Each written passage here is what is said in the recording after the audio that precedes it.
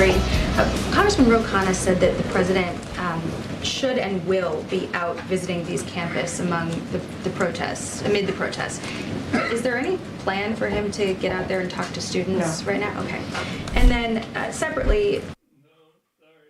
No, there's no plans for Biden to get out and talk about that. There's no plans at all whatsoever for Biden to say anything. We don't plan to have him out in public at all, talking, interacting with people.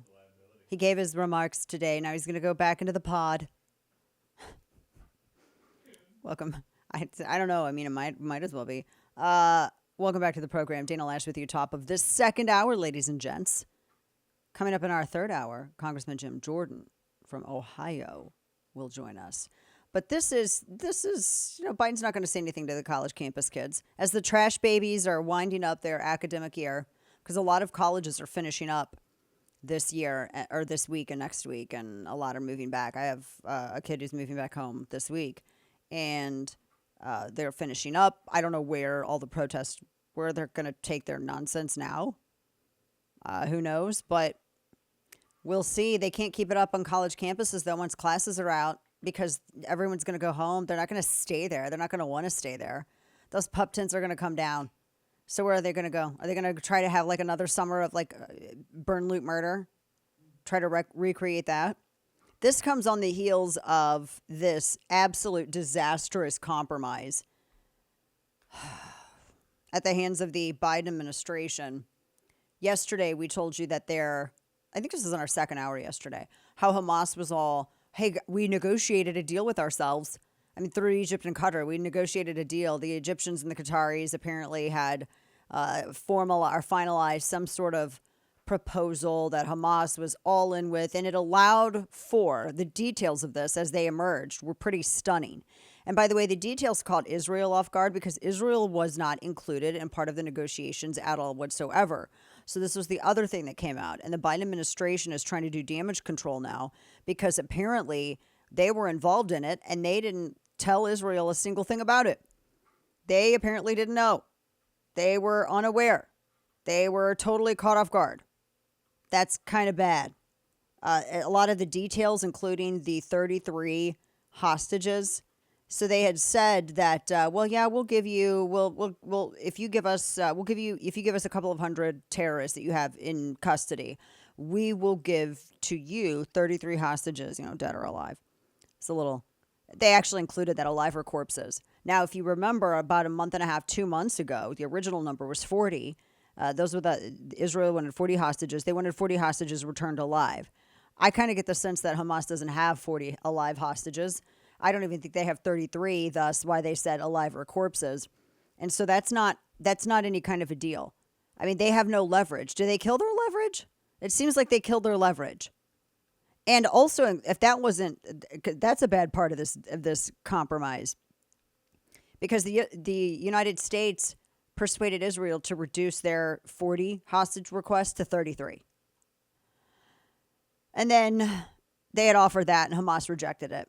Hamas has rejected every single offer. This was the first offer that Hamas accepted, and it was because Israel was entirely left out, of the negotiations. But here's the other part of it. The report, and this was from the New York Times, that apparently, actually there's three things still. Hamas is still in charge of Gaza. That's in this compromise. Hamas still retains control of Gaza.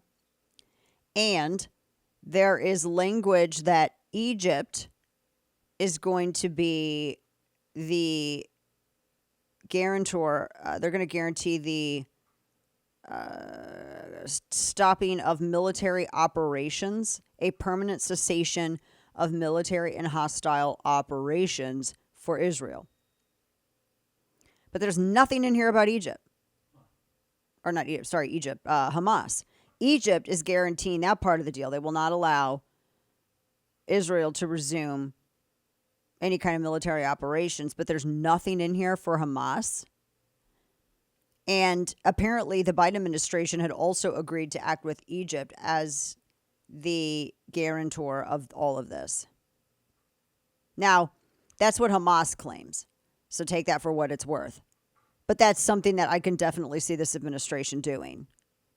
Because this administration, so far, they've already bungled it up by pressuring Israel to reduce the number of hostages that they were requesting. That's crazy. So that's what I think this is just a disaster. It's a disaster for the Biden administration as well.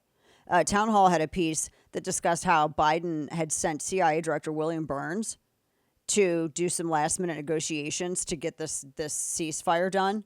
But they said that the way that it was handled was an absolute circus. Axios had more on this, too. Axios wrote that the Israeli officials apparently were just totally left out of all discussions.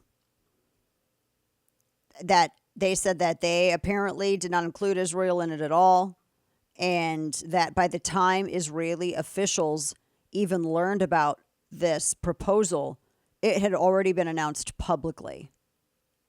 Senior Israeli officials said via Axios that when the Hamas delegation was in Cairo over the weekend, that the Egyptians and Qataris were all negotiating with them, and Israel was totally left out. They were not there. Wow. And apparently, and then you had Bill Burns and other Biden administration officials who knew, and they didn't tell Israel. Monday morning, Burns spoke with the Israeli Minister of Defense, and they said that still the Israeli minister was unaware of everything because they were shocked when Hamas released their statement. And that the Monday morning finalization, when they were finalizing this proposal, the Biden administration was involved in Doha. But again, the other party in this was not notified at all. You had the United States, you had Qatar, you had Egypt, all serving and vouching for the process, the negotiation process. And they guarantee that military operations on Israel's side would end. But they gave no guarantees, and none of them are acting as a guarantor of such for Hamas to stop their hostilities. So how is this an agreement that is in any way acceptable? I mean, that's rhetorical. It's not. That's a mess. That is an absolute bungled mess. That is the ally of the the one ally of the United States in that part of the world. And the administration essentially goes and stabs them in the back. Because that's how else do you interpret this? You go and you're negotiating with Egypt and Qatar, where you have Hamas leaders living. They don't want to live in the hellscape that they turned Gaza into, so they live the good life in Qatar. And the Biden administration goes over, negotiates, and just completely behind the back of our ally. And then the ally doesn't even know the details of the proposal until Hamas publicly announces it. And is all, we accepted the agreement. We did it. They wanted to use that as a pressure point, and the Biden administration helped them. The Biden administration aided a terrorist group with this. And then they actually think that this is a good deal. Yeah, we'll give you some dead hostages. No, we'll have a compromised ceasefire. We'll return some hostages to you. They won't be alive, but we'll give you some hostages. Sure.